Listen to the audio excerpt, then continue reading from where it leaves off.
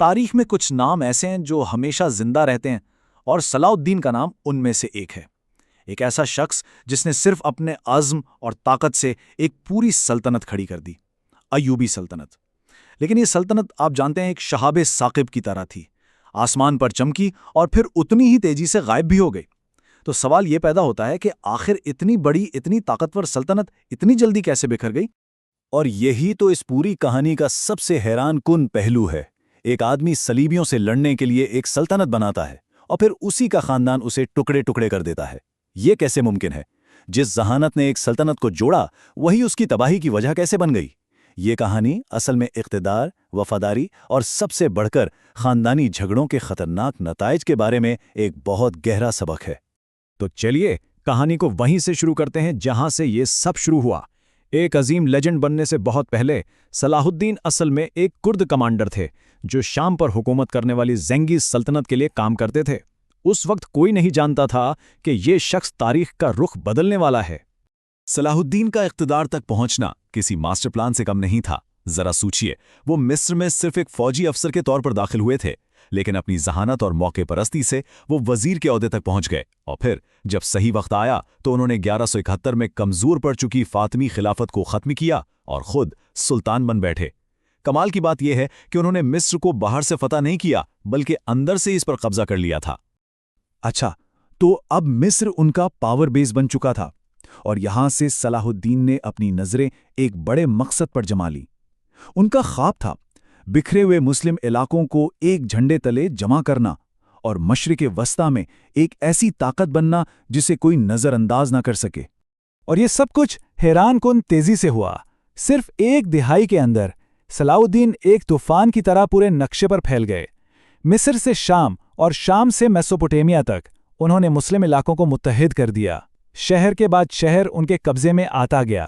یہ ان کی فوجی اور سیاسی طاقت کا ایک زبردست مظاہرہ تھا۔ 20 لاکھ مربع کلومیٹر، جی ہاں 20 لاکھ، یہ تھا صلاح الدین کی سلطنت کا سائز اپنے عروج کے زمانے میں۔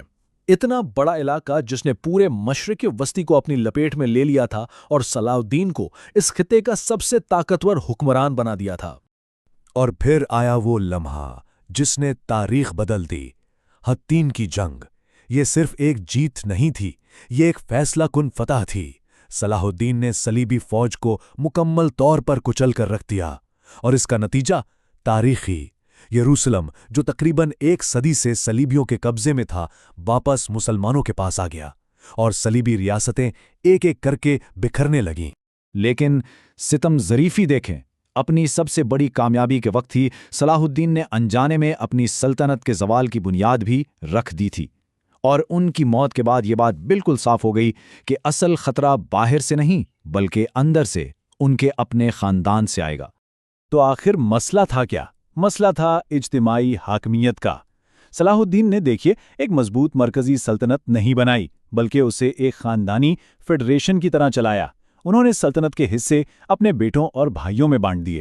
جب تک صلاح الدین زندہ تھے ان کا دبدبا سب کو جوڑے ہوئے تھا، لیکن ان کے مرتے ہی یہی نظام ایک ٹک ٹک کرتے ٹائم بم کی طرح بن گیا جو پھٹنے ہی والا تھا۔ اور جیسے ہی صلاح الدین نے آنکھیں بند کیں، اقتدار کی جنگ چھڑ گئی۔ ایک طرف تھے ان کے بیٹے جن میں سب سے بڑا تھا الافضل، لیکن وہ ناتجربہ کار تھا، اور دوسری طرف تھے ان کے بھائی العادل، جو ایک منجھے ہوئے کمانڈر اور سیاستدان تھے۔ پرانے امیر بھی اسی کو پسند کرتے تھے، تو یہ لڑائی شروع سے ہی ایک طرفہ تھی۔ العادل نے بڑی چالاکی سے اپنے بھتیجوں کو ایک ایک کر کے سائٹ پر کیا اور آخرکار سلطنت کا پورا کنٹرول اپنے ہاتھ میں لے لیا۔ اور بس 1201 تک کھیل ختم ہو چکا تھا۔ صلاح الدین کے بھائی العادل فاتح تھے۔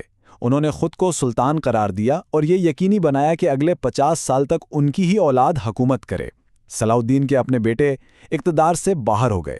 سلطنت تو وقتی طور پر بچ گئی، لیکن جس نے اسے بنایا تھا اس کی میراث کہیں کھو گئی تھی۔ ان خاندانی جھگڑوں نے سلطنت کو اندر سے کھوکھلا کر دیا تھا۔ وہ کمزور ہو چکی تھی، بکھری ہوئی تھی، اور اب افق پر 2 نئے بہت ہی خطرناک طوفان نظر آ رہے تھے جو اس کمزور سلطنت کو جڑ سے اکھاڑ پھینکنے کے لیے تیار تھے۔